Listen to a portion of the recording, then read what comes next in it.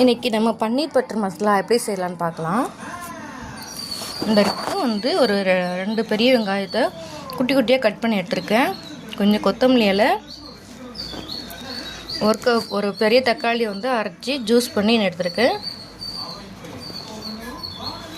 10 முந்திரி, கொஞ்சோண்டு கசகசா அரைச்சி இந்த மாதிரி பதத்துக்கு நான் அரைச்சி எடுத்துருக்கேன். பன்னீரை அந்த மாதிரி க்யூபாக கட் பண்ணி எடுத்துக்கோங்க. இப்போ நம்ம எப்படி செய்யலான்னு பார்க்கலாம்.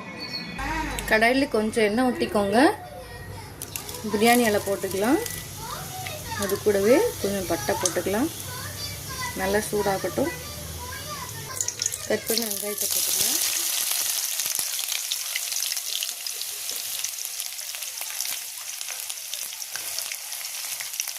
நல்லா வதக்கிக்கலாம்.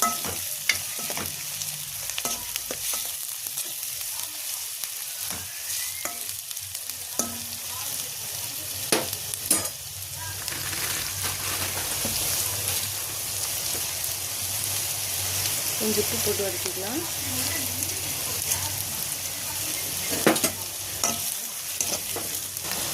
தக்காளி கொஞ்சம் நேரம் மாறினதும் அரைச்சி வச்சுருக்கு தக்காளி ஜூஸை மாற்றிக்கலாம்.